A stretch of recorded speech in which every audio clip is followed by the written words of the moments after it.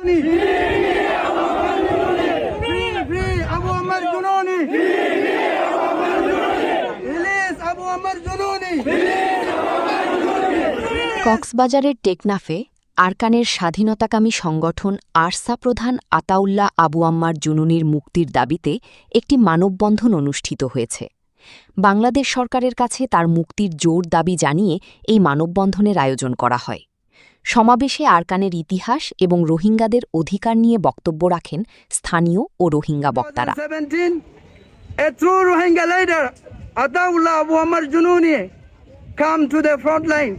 To save our community. He has turned for our civils when the world abandoned us. He is our leader. He is our real leader. He is our true leader. No fortified right has made.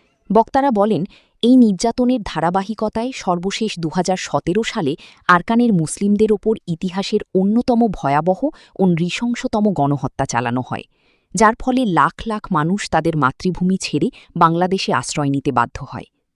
সমাবেশে বক্তারা আতাউল্লাহ আবু আম্মার জুনুনিকে আরকানের স্বাধীনতার জন্য লড়াই করা একজন যোদ্ধা হিসেবে উল্লেখ করেন। তাদের দাবি, আরকানের মানুষের অধিকার ফিরিয়ে আনার লড়াইয়ে তার ভূমিকা অনস্বীকার্য। আমরা বাংলাদেশ সরকারের কাছে বিনীত অনুরোধ জানাচ্ছি, মানবিক দিক বিবেচনা করে এবং আরকানের মজলুম মানুষের অধিকারের লড়াইকে সম্মান জানিয়ে আরসা প্রধান আতাউল্লাহ জুনুনির মুক্তি নিশ্চিত করা হোক। টেকনাফে অনুষ্ঠিত এই মানববন্ধনটি উখিয়া ও টেকনাফের রোহিঙ্গা ক্যাম্প এবং স্থানীয় এলাকায় বেশ চাঞ্চল্যের সৃষ্টি করেছে।